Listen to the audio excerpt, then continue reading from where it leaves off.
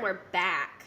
Yes, this is episode 2 of our podcast, and we are excited to be back and kind of talk a little bit more about being a mom and being a lawyer. And a lot of times there's a lot of crossover in mom life and lawyer life and dealing with difficult kids and difficult clients.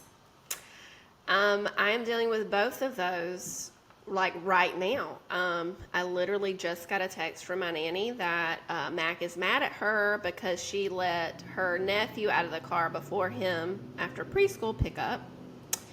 And this has been, Lauren, this has been our life for, honestly, he's been really hard since birth, but ever since he turned 3, I mean, it is just tantrum after tantrum. Was Kylie like this? Kylie is has her tantrums. She's very sassy and she's very headstrong. And I thought Maddie was not going to be as tantrum having, but here recently, as we are approaching turning 3 this December, she Yeah. has found her little voice and has a lot of little tantrums. Okay, so maybe it is just this age. So, like yesterday, we were getting ready to go to school, and he woke up late. I woke him up in time for breakfast. He didn't want to get up, so when I finally got him up and downstairs, I was like, "You're gonna have to eat your breakfast in the car. We've got to go. You've got school." And Lauren, I kid you not, he went to the table and flipped his plate of grits that I was fixing for him to take into the car and threw them all over the table. So I flipped, and he got into the timeout chair. He was crying, and then we got out the door. But like I said, this is almost every morning before school. Last week he said he wasn't going to school, and so on one side of my house is the playroom, and then there's a den like in the middle, and then the garage is on the other side. He took off running to the playroom and sat down. And he's like, "I'm not going to school. I'm staying home with Daddy." So my husband teaches virtual. And I just don't think he's understood the concept that, like, Mark is working, so he thinks he can stay home. I'm like, no, he's home, but he's working. Like, and so I went to the playroom. I said, "Get your butt in the car, or you're going to go in timeout." And Lauren, he looked at me and said, "I'll go in timeout." And he ran to the kitchen and put himself into the timeout chair and sat there and looked at me. Well, at least he did that. Mine will say, if I say timeout, she just runs away. And timeout really means nothing too much. I had told them if they were bad, they were going to go to Grandma's house. And my little one, Maddie, was intentionally bad. And she said, "But I want to go to Susu's." Susu's what she calls my mama.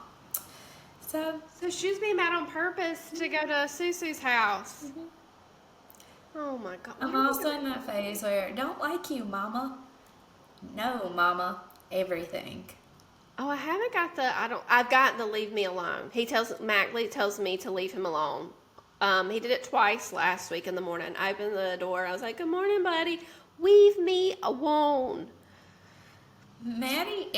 She enjoys her sleep, so she does not like, so we get up at 6:30. Well, I get them up at 6:30. Yeah. Kylie's usually awake. Kylie gets up somewhere between 5:30 and 6 most Oh days. my God. Then she just gets in the bed with me.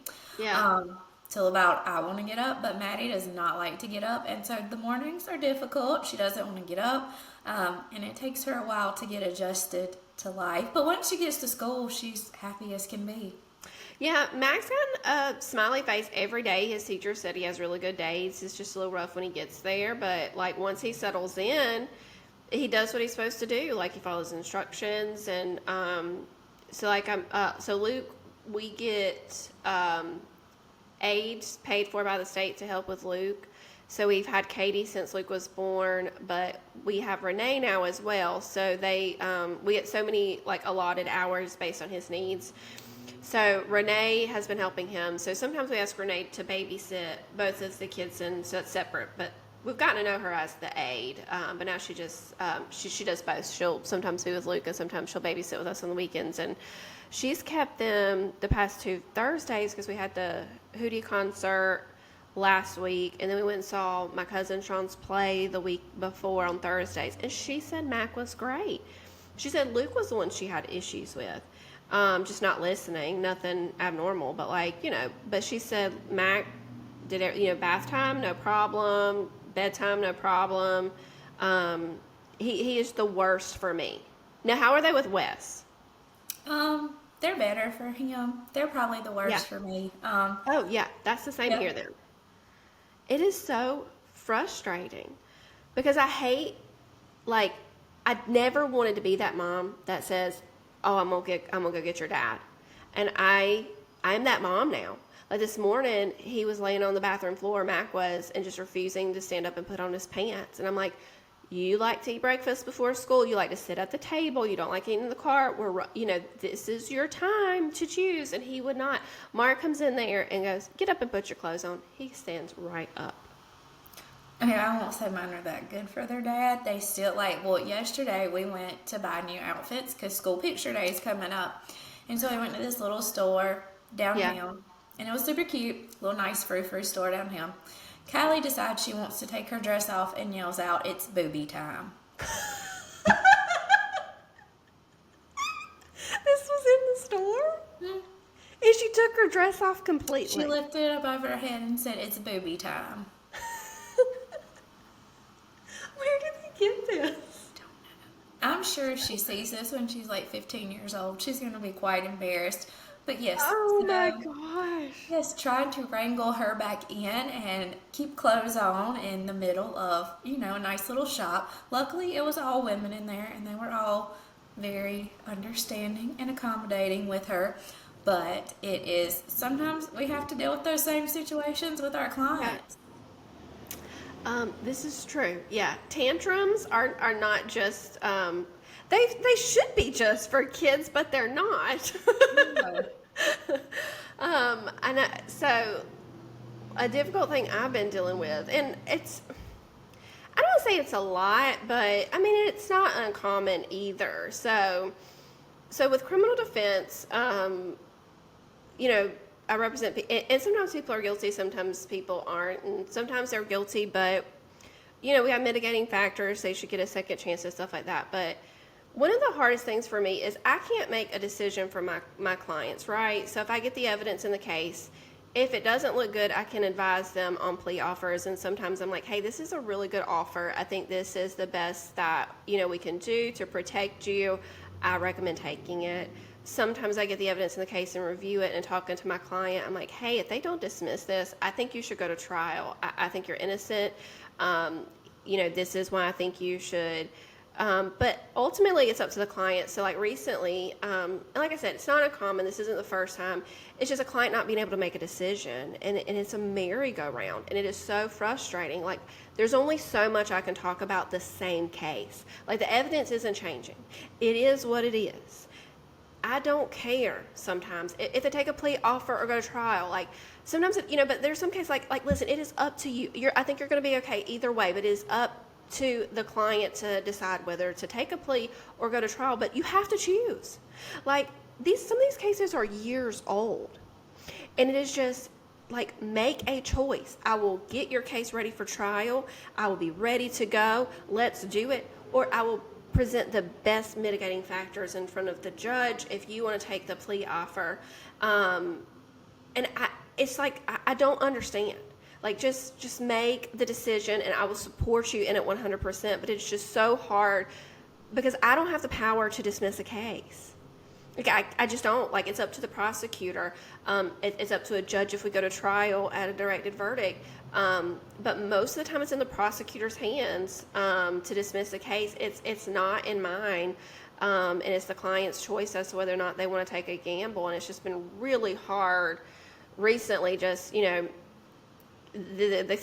cases have been the same for years. Like, just plea offer or trial, I'll support you. So do you? That's kind of how it's different in like the civil context of things. So like in the civil world, you have a case that comes up, and we have to go through mediation. Mm-hmm. So like, and honestly, most judges out there are going to make, even if it's not required, like probate mediation isn't required, the judge is still going to tell you to mediate because that's just required and everything. And I think that's where we deal with a lot of difficult decisions is, do I settle the case or not? Because you could have the best case in the world where you really should win, that $1 million back. But you could have a jury that doesn't see it that way. So you're always taking a gamble. So for us, I think when we're sitting at like mediation or getting close to trial, and we're like, do you want to settle it or do you want to move forward? I think for us, it's kind of not all or nothing, like with a plea deal. I mean, or with like going to trial. Like I think in the criminal world is very all or nothing. Here, usually when we hit mediation or we settle a case, nobody's gonna be overly happy and nobody's gonna be overly mad. You're both just kind of, it is what like.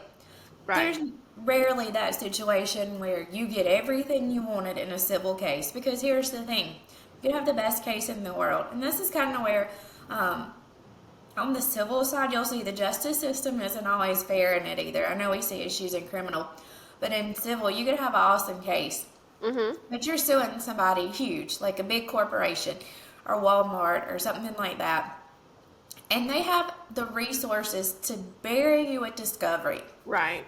To bury you to where like going to trial is going to cost you more money than what the case was worth. So I think that's kind of like the harder side in civil, is seeing like a lot of wrongs still be wrong and not being made 100% whole, but we have to weigh the pros and cons of like, okay, you could go to trial and win that $150,000, but if we walk away with this settlement at 60, you haven't spent nearly the attorney's fees, you haven't went through nearly the headache, and it's kind of, that's the same point though. We can't make the decision for the clients, but we have to look at it and say, what's going to be best for you financially? What's going to be best for you overall? Or what's going to be best for your mental health? Because even in the civil world or the probate world, litigation is hard on people. Like to see, especially in probate, we see families just torn apart because they're arguing over some stuff, and it is hard. But they do want us to tell them what to do, and we can't. Ultimately, the client's in control of the decision. So for civil, is there a deadline? So let's say you, I guess, so at mediation, so you get presented like, hey, this is what we've kind of mediated. I guess you take that, you talk to your client and say, hey, is this good enough? Do they have to make a decision like right then and there? Or do they have time? How does that work? So typically with civil mediations, usually if you get a good mediator, and there are some awesome ones here, you know if a case is going to settle or not pretty quick. Because like if you both come in and you're way too distant, the mediator will be like, okay, let's just check the box, saying we mediated, but let's not waste anybody's time here. Because you're paying that mediator usually as a really experienced attorney. So you're paying them like a good bit of money to mediate the case. So if it's not going to be fruitful, they're good at telling you that at the start. Yeah. But sometimes, like, I've had one mediation that lasted 13 hours. Oh my God. Was that the one when you texted me like at night? So like we started at I think 10 in the morning and finished at like 11 o'clock that night. I remember that. I remember you texted me. It was exhausting for everybody, but we did settle that case. But you don't have to settle, but pretty much in the civil world, you have to mediate within a certain time frame. Mm-hmm. And then once that time frame's up, you get put on the trial docket. And so like the trial docket in the civil world here in South Carolina is controlled by the clerk's office. So they just like see a case, see you've mediated it, like it's been sitting there, you get put on the trial docket. And so... Now, once you're on the trial docket, can you still work out an agreement, or at that point you can? Okay. So, like, a lot of times you will get ready for trial, and even, like, the day of trial, people will, like, settle. I remember one time, so after I graduated law school, I clerked for a circuit court judge, so I got to see a lot of crazy trials and stuff. But we were in the middle of a trial, and it was, like, a really interesting one. I can't remember what it was about now. But they ended up settling it in the middle, and the jury was so mad they didn't get to make that decision. Have you had clients storm out during mediation? I haven't. I will say most of mine, for the most part, have been pretty calm. I mean, like, have you heard of people having clients or like storm out of mediation? Well, I think what we do, so like in the business world and in the probate world, a lot of times we're dealing with stuff, which still is hard. I mean, like, you know, money's hard, but like I think where you see a lot more of, I think probate has a lot of higher emotions than business sometimes because there is a death usually involved. Right. But luckily, we are not in family because I have heard horror stories of family mediations, yes, where people storm off, there's cursing, there's hollering. It is just a nightmare. Yeah. Yeah. Now I definitely know what you're talking about, like with deadlines and stuff like. I mean, sometimes I have case lasts for years, and honestly, if I have a client that has a prior criminal history, it's not as difficult because they're used to being able to find jobs with the criminal history they have. So if there's a pending charge, it really doesn't bother them very much in you know moving on with the future. But it's clients that I have for years, like their case can drag on for years and they don't have that criminal history. So that pending charge is really prohibiting them from like moving forward. Those are the hardest. And like most of the time I have a plea offer on the table, but sometimes, my client's innocent and they shouldn't take the plea offer. But then the consequence of, and I hate that there's a consequence for not pleading guilty when you're not guilty, but the consequence is having a pending criminal charge on your record. And there's nothing I can do. Like, there's nothing. So I know that our Supreme Court has said 10 years is a violation of a speedy trial, but, if anybody's listening to this, like, hey, what's a speedy trial? I don't know. I can tell you 10 years the Supreme Court dismissed a case, or Court of Appeals, I can't remember, but a case was 10 years old and they dismissed it and said that's a violation. But I've also had a case go to trial that was 4 years old. So it really is a case-by-case decision, I guess. At this point, there's really not a clear rule on, and I think that's why so many people plead guilty and take plea offers even if they don't think they're guilty, because they don't, they have to do something. They'd rather plead and have a conviction for a misdemeanor than have a pending felony, even if they are not guilty of the felony. And I have clients who are really upset about that, and it's taken out on me, and I just have to take it. Even though it's not in my control. I don't get to set the trial docket. I don't get a say on when the trial docket is. And it's really hard. I'm just kind of stuck sometimes. And then my clients, get upset and have meltdowns, and I get it. And I just have to take it because I'm like, yeah, this does suck. Like, it does. Yeah, I'm so sorry. It really does. And then, go home to the meltdowns at home, and sometimes days can get really, really rough. I feel like a punching bag some days. Yeah, we can deal with that same in the civil. Like, it's not fair if you have a client that truly, didn't breach any duty or didn't do anything wrong. Yeah. But it's like, if you pay this person, some money, this case will go away and you won't have to spend, $20,000 Yeah. on legal fees. Right. So it's like, it sucks because you feel like you're just enabling people to do bad, but you're having to weigh the consequences. And then some days it is like, is work the escape or is home the escape? Which one is the easier place to be sometimes? Because when you're talking about thousands of dollars, I mean, they're probably blaming you too. Like, well, I didn't do anything wrong and that's why I paid you. Now you're telling me it's in my best interest to do this.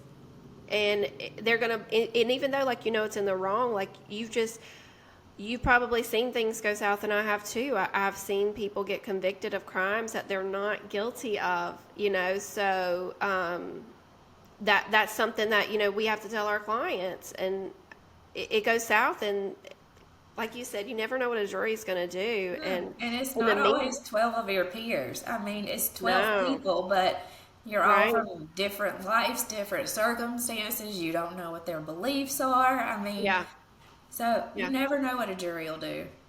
Have you ever done what I've done and make your law partner call a client because you just can't anymore?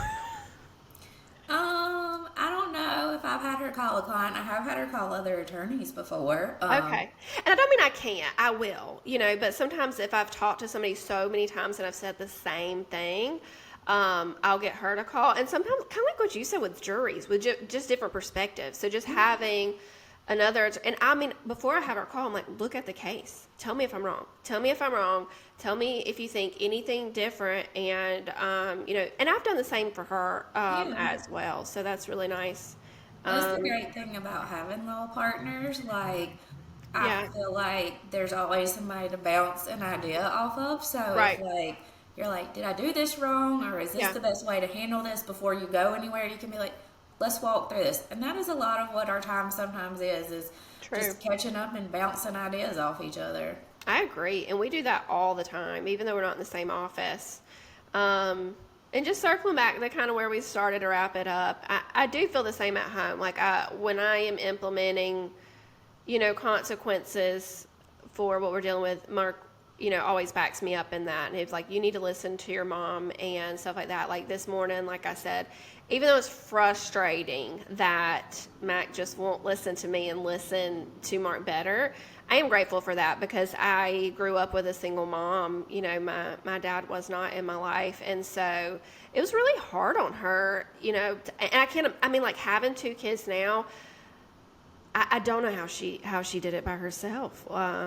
It's so much, and so even though I never wanted to be the mom that's like, hey, I'm gonna get your dad, I'm glad that I can be that mom. Like, hey, I'm gonna get your dad because I know he's gonna have my back, and he's gonna help me. And even though it sucks that I can't, sometimes get through to him, at least there's one parent that can get through to him. And just like my law partner, sometimes I have her that can get through to a client and get a good result for them too.